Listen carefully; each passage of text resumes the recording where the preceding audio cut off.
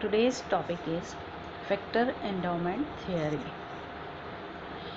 Bertin Ohlin, in his book Interregional and International Trade 1933, criticized the classical theory of international trade and formulated the general equilibrium or factor endowment or factor proportion theory of international trade. It is also known as a modern theory of international trade or Haxer-Ohlin theorem. In fact, it was Elie Haxer who first propounded the idea in 1919. The trade results from differences in factor endowments in different countries, and Ohlin carried it forward to build the modern theory of trade. According to Ohlin theory, the immediate case of international trade lies in the differences in relative prices of the commodities in two regions. Differences in commodity prices arise due to the differences in the relative supply of factors of production in the two regions. Countries that are rich in capital will export capital intensive goods, and countries that have much labor will export labor intensive goods. Commodities which use large quantities of scarce factors are imported because their prices are high, while those using abundant factors are exported because their prices are low. Assumption of factor endowment theory. The first assumption is there are two countries, two commodities, and two factors of production.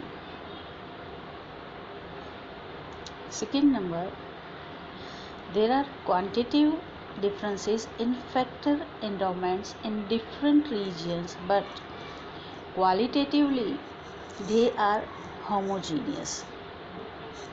Third number, production function of the two commodities have different factor intensities, that is labor intensive and capital intensive. Next point, production functions are different for different commodities but are same for each commodity in both countries. Next one, there is perfect mobility of factors within each region, but internationally they are immobile.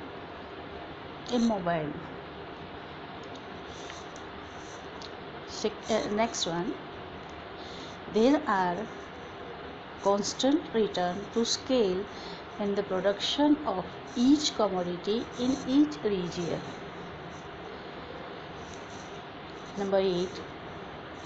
Next one, preferences of consumers and their demand patterns are identically in both countries. Next one, there is no change in technical knowledge. Next one, there is perfect competition in commodity markets and factor markets. Next, there is full employment of resources. Next one, there are no transport costs. Last one, trade between two countries is free and unrestricted. Explain factor endowment. The factor entertainment of a country consists of the available supplies of different factor of production.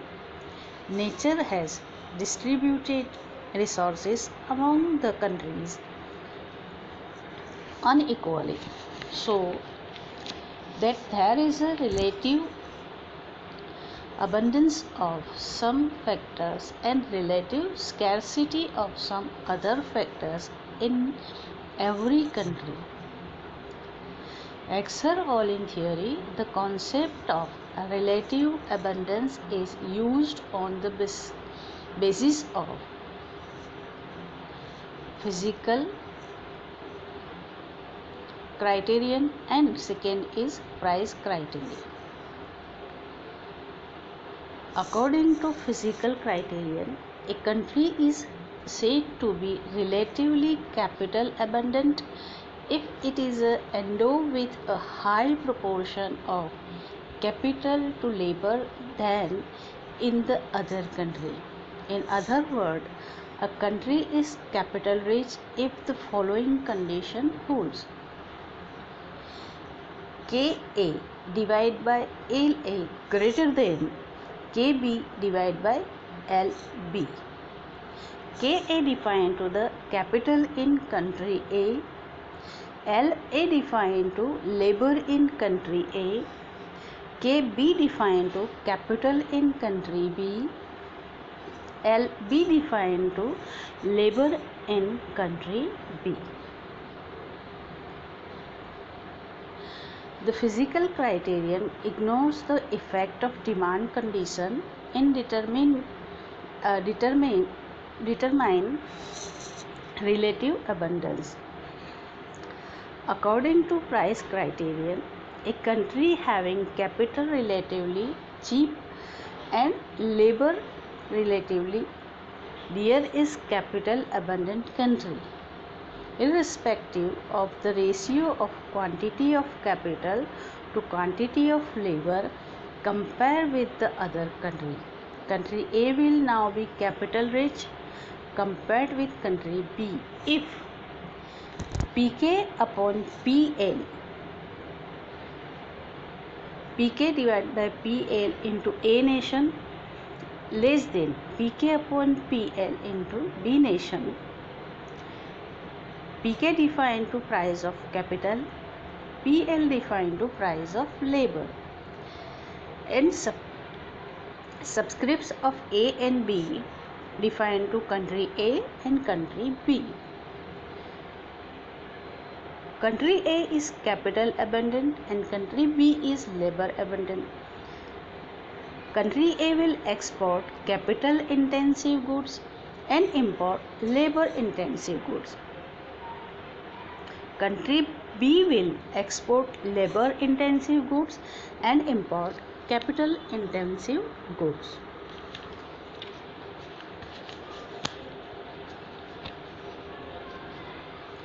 The relative factor price identical in both country if Pk upon PL A equal to Pk upon PL B. There will be no comparative cost differences and trade will not take place. It means that if both are equal, the trade cannot be possible. If it is one is less than or one is greater than, that time international trade will be possible. Olin uses price criterion of factor abundance in his model.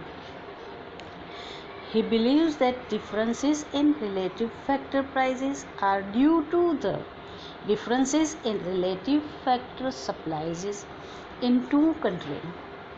This means that the two criteria are identically for Olin. He assumes that relative factor prices are determined mainly by relative factor supplies. Olin explained their theory with the help of one graph. I am explaining that figure.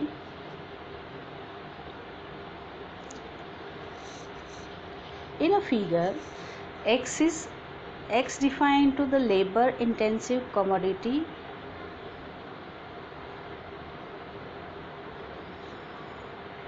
on the horizontal axis and Y is capital intensive commodity measures on the vertical axis. X acts in the isocount of commodity X and YY is the isocount of commodity Y. They are same from both countries A and B. The relative factor price in country A for both commodities are given by the factor price line A dash. Assume that each isocount represented one unit of respective commodity, then 1 unit of Y will be produced with OC amount of capital and OD amount of labor at point E on the YY curve. Where the isocost line AA dash is tangent to is isocount YY. By the same reasoning, we find that the cost of producing 1 unit of X in country A is OM amount of capital and ON amount of labor at point L on the XX curve. Since capital is abundant and cheap in country A, it will specialize in the production of capital intensive commodity Y. This is clear from in a figure. In order to produce 1 unit of Y, it uses OC capital and OD labor at point E, while it uses OM capital and ON labor at point L to produce 1 unit of X.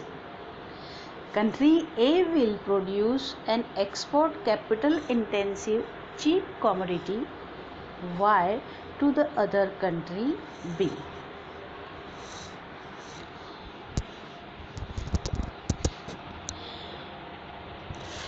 Now we find out the cost of 1 unit of each commodity in country B, where labor is abundant and cheap.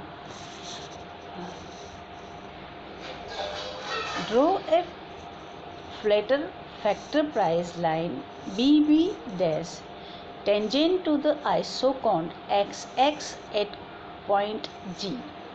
A similar factor price line B1 B2 is drawn parallel to BB dash. This factor price line B1 B2 is tangent to the isocount XX at a point S. It follows that OK capital and OH labor is required to produce 1 unit of Y in country B, while OT of capital and OR of labor is required to produce 1 unit of X in country B.